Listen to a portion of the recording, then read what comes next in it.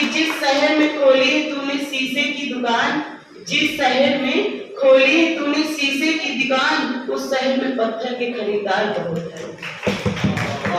कहने का तात्पर्य यह है कि जिस माध्यमिक या उच्चतर शिक्षा व्यवस्था की आज बात की जा रही है, कभी आपने स्वयं ये विचार किया है कि इस शिक्षा व्यवस्था को लागू करने का कारण क्या था? क्या हमारी भारतीय संस्कृति में हमारे प्राचीन काल से शिक्षा का कोई स्थान नहीं था? अभी तो विदेशों से उच्च शिक्षा हमारे यहाँ ही प्रदान की जाती है। इस शिक्षा व्यवस्था को यदि देखा जाए, तात्पर्य है कि इस शिक्षा व्यवस्था को जहाँ आप शिक्षा प्राप्त कर चुके हैं, जहाँ अपने आगामी भविष्य को शिक्षा प्राप्त करने के लिए भेजेंगे, तभी आप विचार कीजिए कि उस शिक्षा व्यवस्था को लागू किसने किया था? तो शिक्षा व्यवस्था को लागू किया था मैकाले ने। तात्पर्य है कि अब देखिए, जिस शासक ने, जिस तानाशाह ने हमारी शिक्षा व्यवस्था को नष्ट कर दिया, ये कहकर कि भारतीय शिक्षा व्यवस्था, भारतीय शिक्षा बालक के विकास के लिए या मानसिक विकास के लिए उपयुक्त नहीं है। अब उस व्यक्ति को कौन बताए कि हमारी शिक्षा वो शिक्षा प्रणाली है जहाँ प्राचीन काल से विदेशों से लोग नालंदा, तक्षशिला, विक्रमशिला जैसे महाविद्यालयों में शिक्षा अध्ययन करने के लिए आते थे और उसमें अपनी अध्ययन करने के लिए आते थे। शिक्षा व्यवस्था को, उस भारतीय शिक्षा व्यवस्था को नकार कर उसने अपनी शिक्षा व्यवस्था को स्थापित कर दिया, ये कहकर कि भारतीय शिक्षा प्रणाली अपूर्ण है। और अत्यंत दुख की बात ये भी है कि हम भारतीय जो इस विश्व को ज्ञान की उज्जवल ज्योति से अज्ञानता रूपी अंधकार से नष्ट किए थे, वही भारतीय लोग इस शिक्षा व्यवस्था पद्धति को अपनाए हैं, जिसे कहा जाता है ना कि आपन ओढ़नी ओढ़ के, आपन ओढ़नी ओढ़ के खुद पर कर रहे गौश और दूसरे के पटही ओढ़ के खुद ही कर रहे शौक। तात्पर्य है कि दूसरे की शिक्षा को अपनाकर हम बड़े प्रसन्नचित्त हो रहे हैं, उसमें अपने आप को, अपनी गरिमा को आगे बढ़ाने का प्रयास कर रहे हैं, जबकि मैकाले द्वारा देखिए किसी शिक्षा के लिए हम उसको वो भी नहीं कर सकते कि शिक्षा व्यवस्था किसी के लिए उचित नहीं है, किंतु फिर भी जो कमियां होती है उसे व्यक्त करना हमारी परंपरा है कि मैकाले द्वारा जो बनाई गई शिक्षा पद्धति है। आप कभी इतिहास देखिए, इतिहास में बताया जाता है कि अकबर महान है। अब आप भी सोचिए कि बालक को छोटे से ही बताया गया कि भैया अकबर महान है, अकबर महान है, तो बालक आप भी विचार कीजिए वो अकबर महान, उसका क्या उसके जीवन में कहीं उपयोग हुआ? उपयोग होता तो बताइए कि आलू की दुकान में, मंडी की दुकान में गया, भैया अकबर महान है, 1 किलो आलू दे दीजिए, तो कोई देगा तो है नहीं। फिर से इस प्रकार के अनेक प्रकार की भाग है, जैसे मैथ में ही आप देखिए x + 2y² पढ़ाया जाता है, x² + y² + 2xy। देखिए उचित है, पढ़ाना अच्छी बात है, लेकिन कुछ चीजें ऐसी होती है जो सामाजिक क्रियाकलाप में हमारे लिए उपयुक्त होती है, आवश्यक होती है। अब हमारे यहाँ देखिए अशिक्षित, ग्रामीण में अशिक्षित लोग हैं, तब भी वो अगर बट्टे या किलो या जो पहले चलते थे उसको बताते तो आज के बच्चे उसे समझ नहीं पाते। इस प्रकार की शिक्षा व्यवस्था जो जीवन के लिए भी उपयुक्त ना हो, उस प्रकार की शिक्षा व्यवस्था की क्या उपयोगिता है? अब वर्तमान समय में देखिए माध्यमिक शिक्षा के विकास के हम तो प्रयत्नशील है कि भैया माध्यमिक शिक्षा का विकास हो, किंतु कोई भी व्यक्ति अपने बालक को सरकारी विद्यालय में भेजने का प्रयास नहीं करता। अर्थात जिस शिक्षा व्यवस्था को मैकाले ने ध्वस्त की, जिस शिक्षा व्यवस्था को मैकाले द्वारा ध्वस्त की गई थी, वर्तमान समय में 2020 के द्वारा नई शिक्षा की नीति के द्वारा उसी शिक्षा व्यवस्था को पुनः स्थापित किया जा रहा है। अनेक प्रकार की उसमें परिवर्तन किए जा रहे हैं जिससे कि बालक का विकास हो सके, क्योंकि बालक के भविष्य के नींव होते हैं, देश के विकास के नींव होते हैं। जब नींव ही नहीं मजबूत होगी तो किसी भी देश का विकास संभव नहीं हो सकता। मैं 2 पंक्ति कहना चाहूंगा कि मेरे विचारों में जब तक इस देश का अभिभावक अपने बाल्य की सफलता के लिए मंदिरों में जा जाकर नारियल फोड़ फोड़ कर भगवान को रिश्वत लगाता रहेगा, समाज का शिक्षित वर्ग ही बिल्ली के रास्ते काटने पर खड़े हो जाना, अपने धर्म, अपने जाति को ऊंचा मानकर दूसरे की धर्म की अवहेलना करता रहेगा, तब तक न ही देश से अंधविश्वास खत्म होगा और न ही शिक्षा का विकास संभव हो सकेगा। हमारी संस्कृति और सभ्यता को दुनिया ने शीश नवाया है, क्यों आस्था के नाम पर हमने अंधविश्वास फैलाया है। मेरे विचारों से हमारे शिक्षा का विकास तभी संभव होगा जब इस देश में महिलाओं की पूजा नहीं अपितु महिलाओं की इज्जत की जाएगी। शिक्षा का विकास तभी होगा जब जाति का संरक्षण नहीं बल्कि सामाजिक शक्तिकरण को आगे बढ़ाया जाएगा। और हमारे शिक्षा का विकास तब संभव होगा जब एक गरीब बालक मध्याह्न भोजन के लिए नहीं अपितु ज्ञानार्जन के लिए सरकारी विद्यालय के चौखट पर जाएगा। हमारी नई शिक्षा की नीति का विकास तब संभव नहीं होगा जब तक कि नैतिक रूप से कमजोर, चारित्रिक रूप से भ्रष्ट, मानसिक रूप से दिवालिया, धार्मिक रूप से अंधा, शैक्षिक मूल्यों के आंकड़ों से छिन्न भिन्न, पैपन्य रूप से अखंड भारत को खंड खंड करता रहेगा, तब तक हमारी शिक्षा का विकास संभव नहीं हो सकेगा।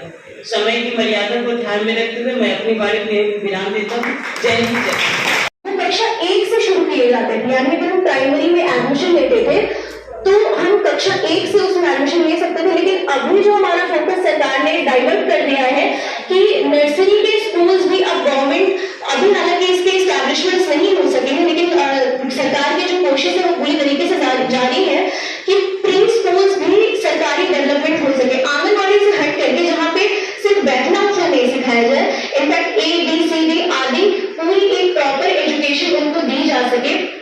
उसके लिए भी सरकार ने नीति ले आई है कि हम नई क्लास फर्स्ट से ना होकर के नर्सरी, लोअर और अपर केजी के लिए भी स्कूल से।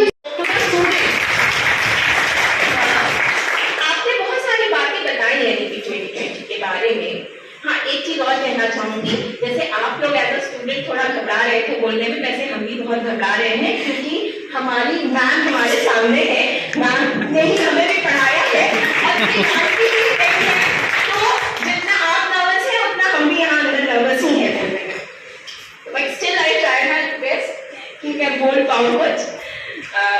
देखिए एनईपी 2020 आपने सारे रिकमेंडेशंस की बहुत सारी बातें की, तो मेरी जैसे मैम कह रही थी रिपीट मत कीजिए, तो मेरी बातें भी आपको शायद रेपिटेशन लगेगी क्योंकि आपने ऑलरेडी चीजें बताई होती हैं, बट स्टिल थोड़ा सा ब्रश अप करूंगी, बहुत ज्यादा डिटेल में I not go in the details. First of all the things come that why is this NEP 2020 आई क्यों? देखिए हम 21st सेंचुरी में आ गए, 21st सेंचुरी की अलग डिमांड्स हैं, new skills are required, technological advancement हो रहे हैं, साइंटिफिक एडवांसमेंट्स हो रहे हैं, मशीन लर्निंग आ गई, आर्टिफिशियल इंटेलिजेंस आ गया, जैसे एक स्टूडेंट ने कहा क्रिटिकल थिंकिंग की बात हम लोग करने लगे। तो इन चीजों को फुलफिल करने के लिए ही न्यू एजुकेशन या नेशनल एजुकेशन पॉलिसी आने की बात हुई कि ये जो गैप हो गया, करिकुलम चेंजेस आ गए, पेडागोजिकल चेंजेस आए, तो इनको फुलफिल करने के लिए ये नेशनल एजुकेशन पॉलिसी आई। आप लोगों ने बहुत सारी बातें बताई, किसी ने एक्चुअल में क्या ये नेशनल एजुकेशन पॉलिसी का डॉक्यूमेंट पढ़ा है या सिर्फ गूगल किया? आई थिंक मोस्टली लोगों ने गूगल किया होगा, है ना? पॉलिसी तो पूरी नहीं पढ़ी, तो ये एक्चुअली में बहुत छोटी सी 63 पेजेस की पॉलिसी है। ये नेशनल एजुकेशन पॉलिसी अगर आप उसे पढ़िए तो ये सिर्फ 63 पेजेस की पॉलिसी है, इंग्लिश में भी अवेलेबल है, हिंदी में भी आपको अवेलेबल है, and the whole policy is divided into 4 parts: school education, higher education, key concepts and how to implement. 4 parts में ये पूरी पॉलिसी डिवाइडेड है। और अगर हम इसके रिकमेंडेशंस की बात करते हैं, जैसे आपने ऑलरेडी बातें की हुई है, उन पे ही थोड़ा सा फोकस करते हैं। तो ये जो पॉलिसी है बेसिकली इसके 5 पिलर्स है, देयर आर 5 पिलर्स, फाउंडेशंस जो इसके हैं 5 पिलर्स पर है: access, affordability, accountability, equity and quality. ये 5 इसके फाउंडेशंस हैं जिन पर ये पॉलिसी बिल्डअप है। और इस पॉलिसी का जो मुख्य उद्देश्य है वो ये है कि इंडिया को एक वाइब्रेंट नॉलेज सोसाइटी बना दे, एक ग्लोबल नॉलेज सुपर पावर, उसको हिंदी में कहेंगे वैश्विक ज्ञान महाशक्ति और जीवंत ज्ञान समाज बनाने का इसका उद्देश्य है कि इंडिया ऐसा ग्लोबल नॉलेज सुपर पावर बन जाए। नाउ अब अगर इसके सेलिएंट फीचर्स की बात करते हैं तो पहले बात करते हैं स्कूल एजुकेशन में कि इसने क्या कहा इस पॉलिसी ने। तो एक चीज तो ये पॉलिसी ये कह रही है कि यूनिवर्सल एक्सेस हो जाए, कोई भी बच्चा जिसने स्कूल को बीच से छोड़ दिया है, ड्रॉप आउट है, उनको भी वापस लाने की बात ये पॉलिसी कह रही है और सभी को शिक्षा दी जाए। कोई भी कास्ट, क्रीड या आप कहिए कि अगर दिव्यांगता के कारण विद्यार्थी स्कूल नहीं जा पा रहा है तो ऐसा ना हो, सभी को यूनिवर्सल एक्सेस दिया जाए स्कूल्स में। नेक्स्ट पॉइंट जो ये पॉलिसी कहती है वो ये है अर्ली चाइल्डहुड केयर के बारे में बात करती है। आप लोगों ने स्ट्रक्चर की बात करी, सभी स्टूडेंट्स बात कर रहे थे 5+3+3+4 का ये स्ट्रक्चर बोल रही, ये पॉलिसी रिकमेंड कर रही है। और इसके पहले जो 1986 की पॉलिसी थी वो 10+2+3 की बात कर रही थी। तो यहाँ पर जो 5+3+3+4 की बात हो रही है, यहाँ जो मुख्य इसमें आप कह सकते हैं जो एम्फेसिस है वो 5 पर है, क्योंकि ये जो 5 है वो है फाउंडेशनल स्टेज, पूर्व प्राथमिक शिक्षा। यहाँ पर बहुत बल दिया गया पूर्व प्राथमिक शिक्षा में, और उसके पीछे रीजन ये था कि ये पॉलिसी ये कहती है कि जो शुरू के 3 से 6 साल की उम्र होती है वो बहुत क्रिटिकल होती है बच्चे के लिए। कॉग्निटिव डेवलपमेंट उसी समय होता है, संज्ञानात्मक विकास होता है। तो इस स्टेज पर बच्चे को प्रॉपर एजुकेशन देना बहुत जरूरी है, जो 1986 की पॉलिसी उसको इग्नोर कर रही थी। वहां इसके पहले की पॉलिसी 6 to 14 इयर्स की एजुकेशन पर ज्यादा एम्फसाइज कर रही थी कि 6 से 14 वर्ष के बालकों को शिक्षा प्रदान की जाए। फाउंडेशनल स्टेज या जो प्री प्राइमरी थी उसको इग्नोर किया गया था। तो यहाँ पे इस पॉलिसी में एक जो डिफरेंस है विद द अर्लियर पॉलिसीज वो ये कि यहाँ पर इन्होंने प्री प्राइमरी पर बहुत एम्फसाइज किया। और ये प्री प्राइमरी एजुकेशन कहाँ मिलेगी? आंगनबाड़ी में मिलेगी। नेक्स्ट इस पॉलिसी में जो बात कही गई वो ये थी FLN की बात की गई है, फाउंडेशनल लिटरेसी एंड न्यूमरेसी। इस पर किसी भी स्टूडेंट ने कुछ नहीं बोला था।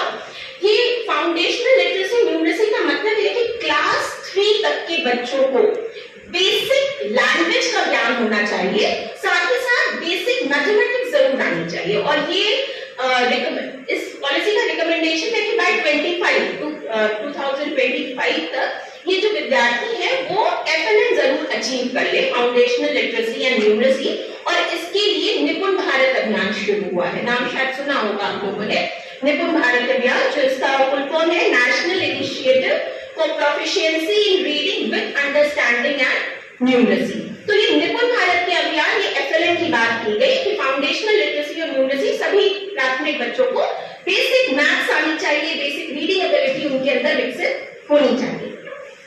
नेक्स्ट इसके जो रिकमेंडेशन रिगार्डिंग स्कूल एजुकेशन है वो है रिफॉर्म इन स्कूल करिकुलम की बात करते हैं।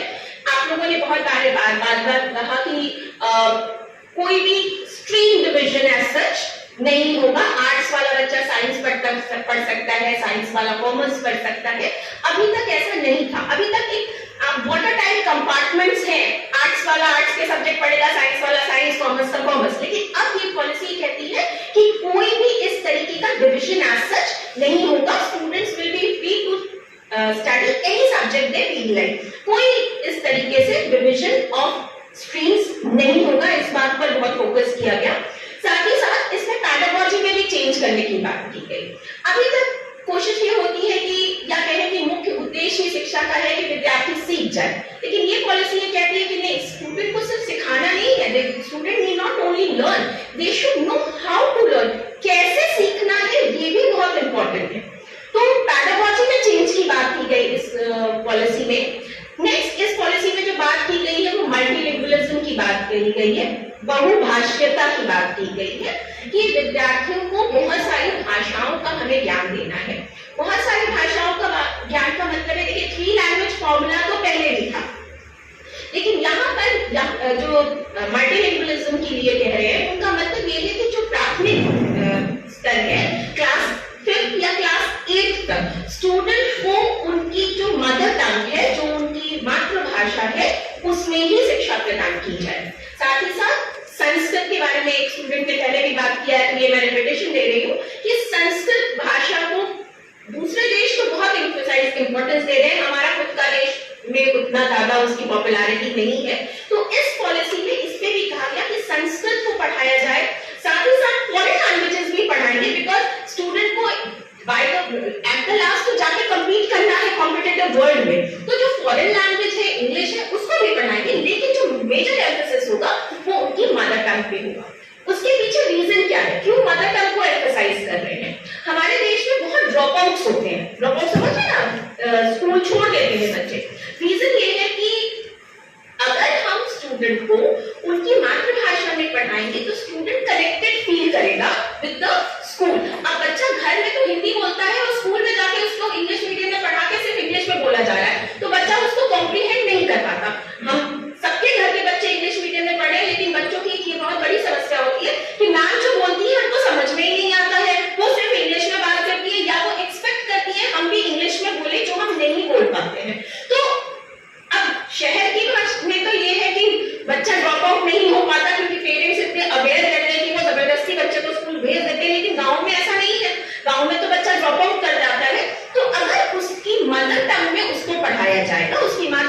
में पढ़ाया जाएगा तो वो कनेक्टेड फील करेगा विद द इंस्टीट्यूशन और उसका ड्रॉप आउट रेट भी कम होगा। और इंडियन लैंग्वेजेस को प्रमोट करने के पीछे रीजन ये है कि अगर हम इंडियन लैंग्वेज को प्रमोट करेंगे तो इन अ वे नेशनैलिटी की फीलिंग, जो राष्ट्रीयता का भाव है, वो भी हम विद्यार्थियों में विकसित कर सकेंगे। देन असेसमेंट रिफॉर्म्स भी आए यहाँ पर, जो मूल्यांकन है उसमें भी बदलाव की बात इस पॉलिसी में कही गई। ये पॉलिसी ये कहती है कि अब हमें समेटिव इवैल्यूएशन की जगह फॉर्मेटिव इवैल्यूएशन पे जाना है। समेटिव इवैल्यूएशन मतलब योगात्मक मूल्यांकन को छोड़ के अब हमको निर्माणात्मक मूल्यांकन की तरफ बढ़ना है। दैट मींस कि सिर्फ फाइनल एग्जाम्स नहीं होने चाहिए, बीच बीच में यूनिट टेस्ट। फॉर्मेटिव का मतलब यही है ना कि एक फाइनल एक एग्जाम ना हो, बल्कि बीच बीच में भी एग्जाम्स होते रहे और उन एग्जाम्स से क्या होगा कि बच्चे को फीडबैक मिलेगा कि वो सही दिशा में आगे बढ़ रहा है या नहीं बढ़ रहा है। यहाँ सिर्फ फॉर्मेटिव और समेटिव का डिफरेंस की बात नहीं कही गई है, बल्कि ये भी कहा गया कि हम जो स्टूडेंट का इवैल्यूएशन करेंगे वो एक्चुअली में हम ये इवैल्यूएट करेंगे कि क्या उसके अंदर क्रिटिकल थिंकिंग डेवलप हो रही है, क्या उसकी एनालिसिस पावर डेवलप हो रही है या नहीं हो रही है। अनदर थिंग जो इस पॉलिसी में कही गई वो ये कहा गया कि एक नया नेशनल असेसमेंट सेंटर ओपन किया जाएगा, परख, PARAKH। इस परख का फुल फॉर्म है performance assessment review and analysis of knowledge for holistic development.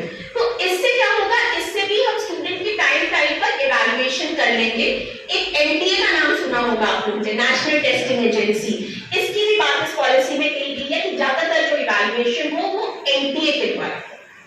Assessment reform में एक और चीज आप बहुत सारे स्टूडेंट्स ने बोली कि असेसमेंट का फॉर्मेट चेंज होगा। अब असेसमेंट स्टूडेंट खुद करेगा, उसके फ्रेंड्स करेंगे और टीचर करेंगे। इसका नाम हम कुछ दिया गया है इस पॉलिसी में, किसी को आइडिया है? आप लोगों ने ये असेसमेंट की बात तो